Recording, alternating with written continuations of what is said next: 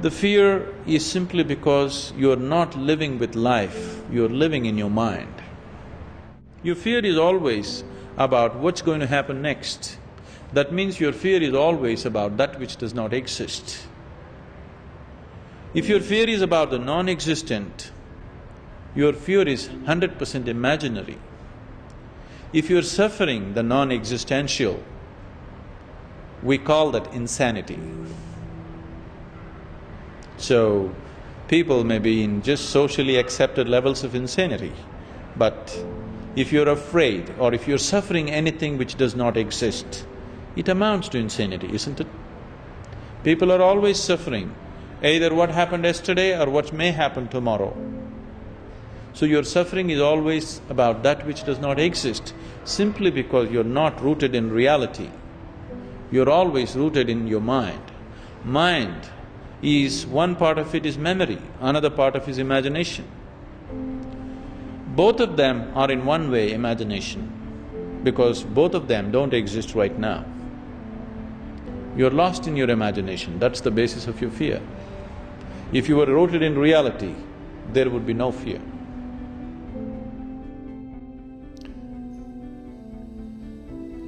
What you can do is not to allow the fear to rise up into your mind and control your thought processes, because then that would be a normal thing when you are identified.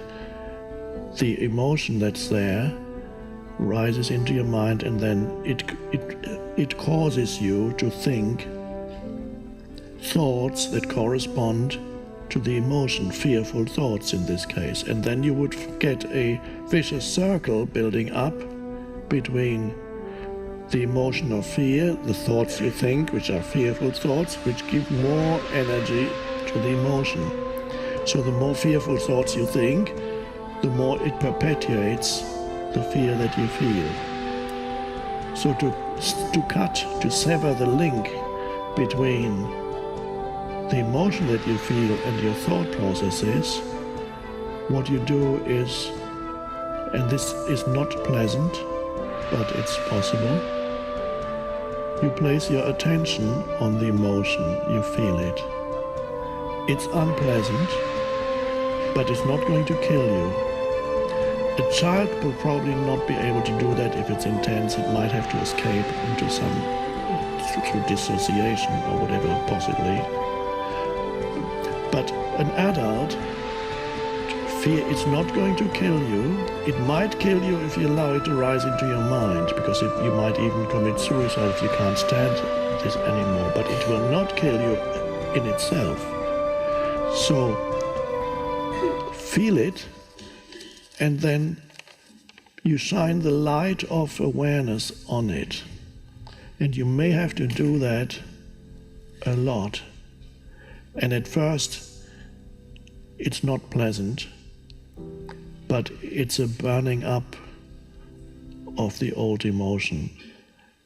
And the only way to get rid of it is to accept it as it is right now. If you want to get rid of it, you can't.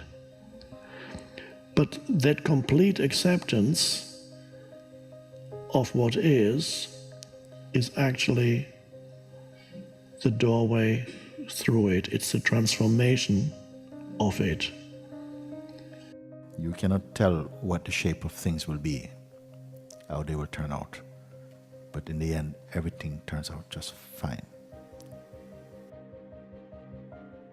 Every sentient being, whether human being or animal, insect, will experience fear. It will come, fear will come. But the point with the human being, you alone can really contemplate and to look, investigate the nature of the self and go beyond the menace of fear, because fear will come. The fear is coming for the sense of ourself as a limitation. The fear will come for the personality, the sense of person. The fear is not coming for the self. Therefore, one must find the self. What it means, the self must come into that. Otherwise, you're going to be always in the reach of fear. It's going to be there. And the fear is helpful because without the fear, you're quite happy to stay in the personality. So fear is good. That if you stay here, your life is not going to be so tasty like you think. I'm going to mess you up.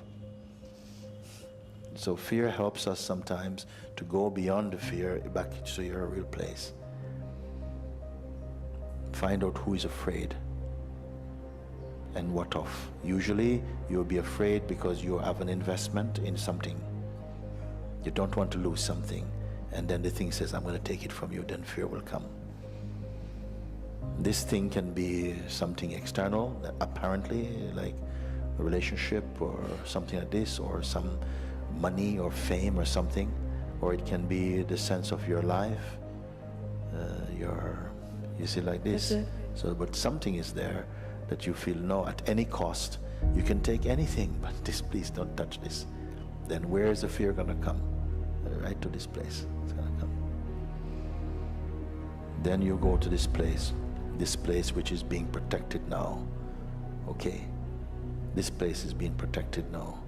You're saying, please touch anything else, but don't touch this, please. Is fear going to listen to you?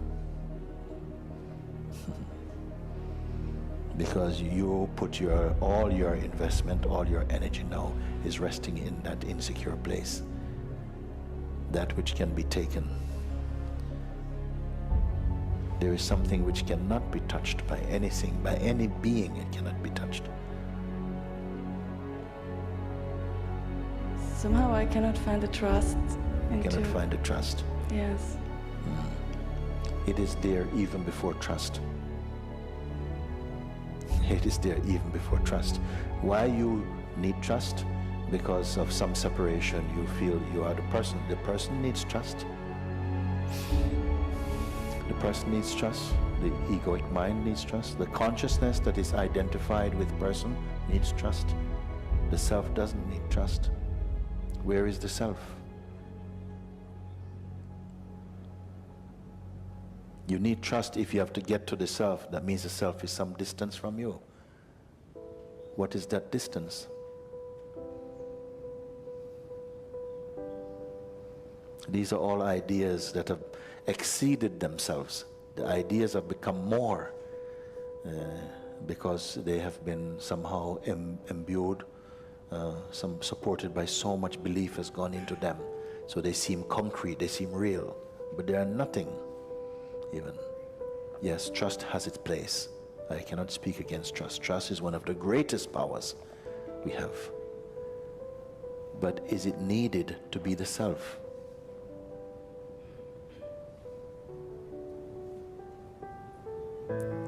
This, I don't know how many people here is going to comprehend it.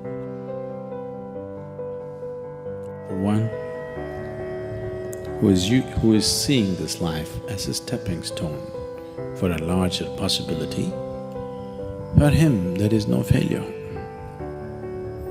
For one who is looking at the simple events of this life itself as the goal of life, for him there is failure and success.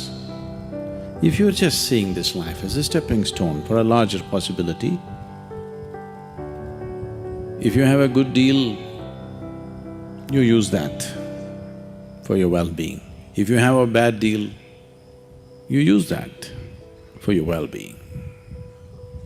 That complete acceptance of what is actually the doorway through it. It's the transformation of it. And if it's extreme, that can become your main meditation in life, and that will become your main teacher. And that will bring about your transformation. In some people's lives, there is one huge disability, one huge source of suffering or pain. It could be a physical disability, it could be a situation like being in prison, it could be an emotion like that you carry inside that doesn't need to doesn't want to go away. In certain people's lives there is one major thing that seems to color your entire life and affect your entire life, and seemingly makes it impossible for you to ever be free or happy or joyful. But if that one thing, if you surrender to it, allow it to be, and make it as a continuous spiritual practice, you need nothing else.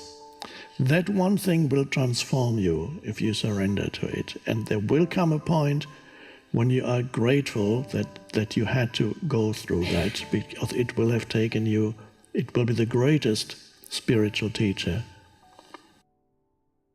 Now there has been a meltdown. Now it takes something else to be successful.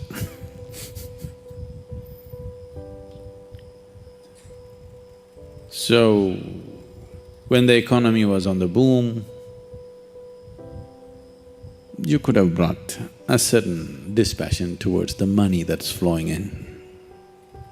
Now the economy is down, the taps are all closed up. It's time to come, meditate, walk in the mountains. There's a lot of time. There's a lot of time on your hands, isn't it? When there was money, it took away your time and life. Now the taps are closed, lots of time, this is the time. So it doesn't matter what the hell happens. It doesn't matter what the hell happens with your life. If you are seeing this life only as a stepping stone for a larger possibility, then whatever the situation, it is beautiful and very useful, very, very useful.